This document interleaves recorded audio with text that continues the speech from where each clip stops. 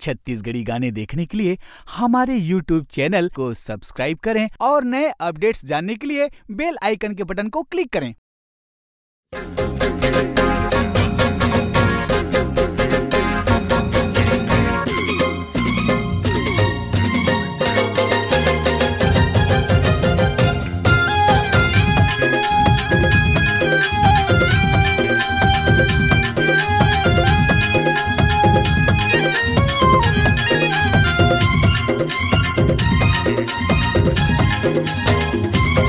तोरे बेनी माँ लगे गजरा मोला भाथे वो, तोरे बेनी माँ लगे गजरा मोला भाथे वो। तोरे सुरता आथे रे गोरी तोरे सुरता आथे वो, तोरे सुरता आथे रे गोरी तोरे सुरता आथे वो। तोरे झुल झुली रिंगनाड़ बड़ मोला सुहाथेगा, तोरे झुल झुली रिंगनाड़ बड़ मोला सुहाथेगा। तोरे सुरता थे राजा तोरे सुरता थेगा, तोरे सुरता थे रे राजा तोरे सुरता थेगा।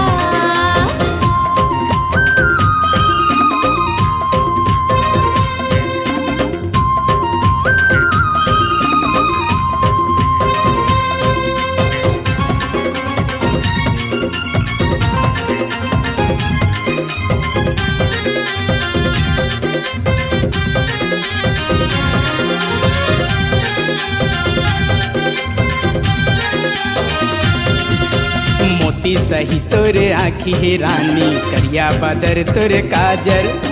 रूप हवे तोर सोन चिड़ैया जैसे भरे हवे सागर।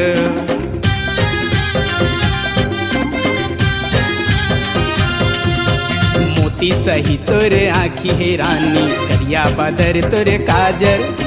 रूप हवे तोर सोन चिड़ैया जैसे भरे हवे सागर। रूप हवे तोर सोन चिड़ैया जैसे भरे हवे सागर। तोरे माथ के बिंदिया चैन मोर चुराथे वो, तोरे माथ के बिंदिया चैन मोर चुराथे वो। तोरे सुरता आथे रे गोरी तोरे सुरता आथे वो, तोरे सुरता थे रे राजा तोरे सुरता थेगा।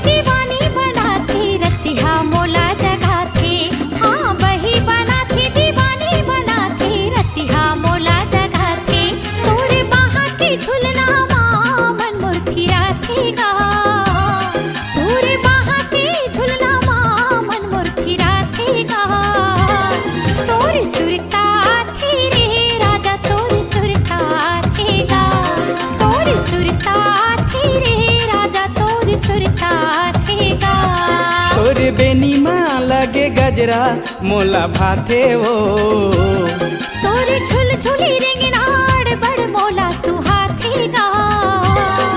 तोरे सुरता आथे रे गोरी तोरे सुरता आथे वो, तोरे सुरता थे रे राजा तोरे सुरता थेगा।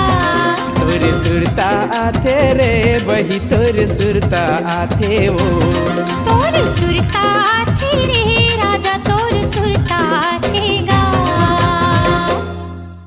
आपकी आवाज ही आपकी पहचान है। यदि आप अपनी आवाज को एक नया आयाम देना चाहते हैं तो चले आइए मल्टी ट्रैक डिजिटल रिकॉर्डिंग के लिए AVM audio video studio, Khamtarai, Raipur. Mobile number 9301523929 और 7869646201। यदि आप नए एवं पुराने गीत सुनना चाहते हैं तो avmgana.com में जाकर गाना फ्री डाउनलोड करें और YouTube चैनल में AVM गाना को सब्सक्राइब करें।